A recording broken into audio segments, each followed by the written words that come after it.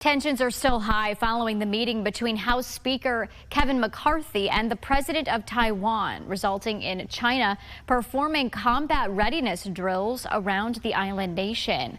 John sits down with an expert and is asking questions about the political tension.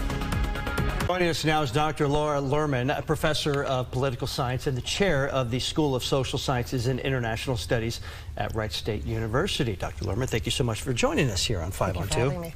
All right, so China's been very aggressive since that meeting between Taiwan's president and the Speaker of the House, Kevin McCarthy.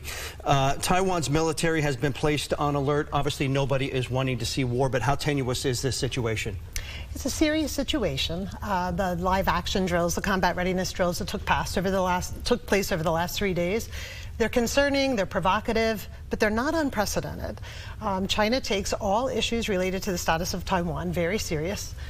Taiwan's status has been ambiguous since 1949. China claims Taiwan as the quote-unquote renegade province. Taiwan increasingly is expressing an independent identity, and that's a major part of what we see China responding to these days. I want to get to the politics in a second, but I want to talk about sheer numbers for a second, because the sheer number of China's naval vessels, of fighter planes, right, of soldiers dwarfs that of Taiwan. How much of a defense could Taiwan put up itself without the U.S. intervening? Well, and that's the most important question. The United States has been intricately involved in all issues related to Taiwan's identity since 1949, and especially since 1979, when the United States passed the Taiwan Relations Act. And the United States is providing, even though we don't have formal official relations with Taiwan, which a lot of people don't realize, the United States has been providing defensive articles, supplies, and training to Taiwan ever since we switched our recognition from Taiwan to China in 1979.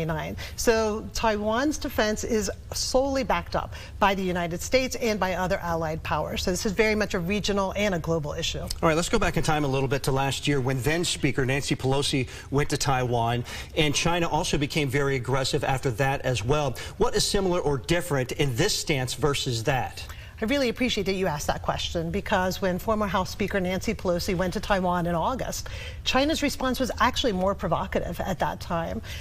Just like they did these last 3 days, they had weaponry and ships around the island, but they also fired missiles over Taiwan, and those missiles landed in the exclusive economic zone of both Japan and the Philippines. That disrupted maritime traffic throughout the region. These are major shipping lanes that we're talking about, so that was quite serious. This time around, what was different, they called it Operation Double Sword.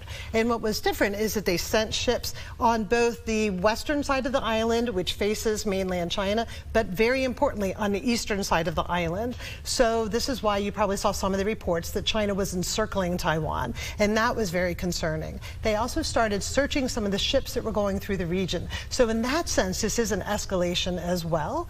And this is really a reflection of where U.S.-China relations stand right now, and they're not good. They're the most tense they've been since the establishment of relations in 1979. Yeah, a lot of political saber rattling right now. Everybody hoping for a peaceful path out of this particular saber rattling. Dr. Laura Lerman, professor of political science and chair of the School of Social Sciences and International Studies at Wright State University. Doctor, thank you so much for joining us. Thank you for having me.